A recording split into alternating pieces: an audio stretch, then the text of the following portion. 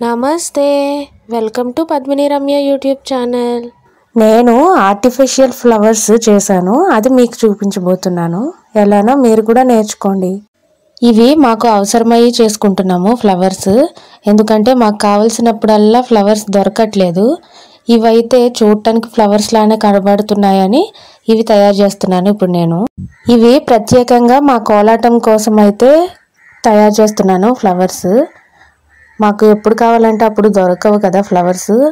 కావాలంటే రాజమండ్రి వెళ్ళి తెచ్చుకోవాలి, కానీ అప్పటికప్పుడు దొరకాలంటే కష్టమే కదా, అందుకని ఇవి తయారు చేస్తున్నాను. ముందుగా నేనైతే వైట్ క్లాత్, పాలిస్టర్ క్లాత్ తెచ్చుకున్నాను, ఒక 1 మీటర్ క్లాత్ వరకు.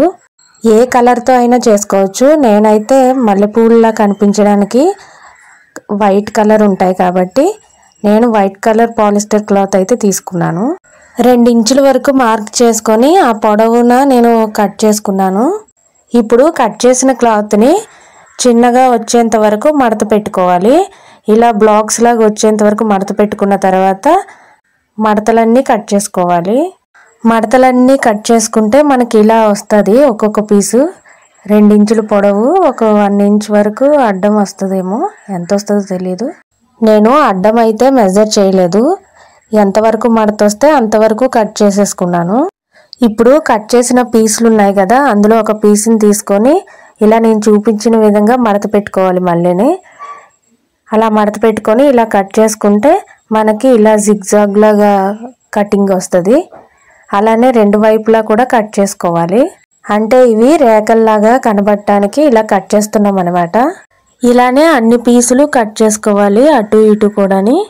ఇలా మొత్తం కట్ చేసుకున్న పీసులు ఉన్నాయి కదా, ఇప్పుడు ఈ పీసుల్ని మనం కొవ్వొత్తితో కానీ అగరొత్తితో కానీ ఎడ్జెస్ కాల్చుకోవాలన్నమాట. అంటే దారాలు రాకుండా ఉండటానికి, చూడటానికి బాగుంటుంది అనమాట.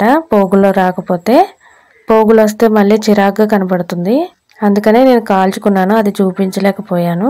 ఇప్పుడు కాల్చుకున్న మొత్తం పీసుల్ని ఒక్కొక్కటిగా ఇలాగా కుచ్చుల్లా మడత పెట్టి గట్టిగా ఉన్న దారం తీసుకోండి. నేనైతే నార్మల్ థ్రెడ్డే 3-4 పోగులు వేశాను. సూదికి ఒక్కొక్కటిగా రౌండ్గా గుచ్చుకోండి. ఇలా చేసుకొని ఒకసారి రౌండ్ కంప్లీట్ అవ్వడానికి 3 పడతాయి ఇట్లాంటివి. అలాగా కొన్ని రౌండ్లు అయ్యాక వేరే కలర్ వేసుకోండి. మొత్తం వైట్ అయితే బాగోదు. నా దగ్గర ఆరెంజ్ కలర్ లేదు కనకాంబరాల్లా కనపడడానికి, అందుకే నేను గ్రీన్ వేసుకున్నాను. ఆరెంజ్ కలర్ వేసుకోవచ్చు, ఇది కూడా వేసుకోవచ్చు. ఇలానే 2 కూడా కలిపి వేసుకోవచ్చు, బాగుంటుంది. నాకైతే ఓన్లీ గ్రీన్ కలర్ ఉండడం వల్ల గ్రీన్ కలరే వేశాను. ఇలానే చేసుకోవాలని ఏం లేదు, వేరేలా కూడా డిజైన్ చేసుకోవచ్చు. మీ ఇష్టం వచ్చినట్టు మీకు తగ్గట్టుగా మీరు డిజైన్ చేసుకోవచ్చు. కోలాటం కోసం చేశానని చెప్పాను కదా, అందుకే మొన్న కోలాటం వేస్తుంటే ఆ రోజు మా సిస్టర్కి అయితే పెట్టాను ఈ ఫ్లవర్స్. ట్రెడిషనల్గా అందంగా రెడీ అయ్యి పువ్వు లేకపోతే ఏదోలాగా అనిపించింది, అందుకనే నేను ఇవి చేశాను, ఎప్పటికైనా పనికొస్తాయని. మా సిస్టర్ కోసం చేశాను, నాది చిన్న జుట్టని. ఇంతకుముందు నేను గుమ్మానికి తోరణంలా కూడా చేశాను, అది కూడా వీడియో పెట్టాను. పువ్వులు ఎలా ఉన్నాయో కామెంట్ చేయండి. Thank you for watching, bye.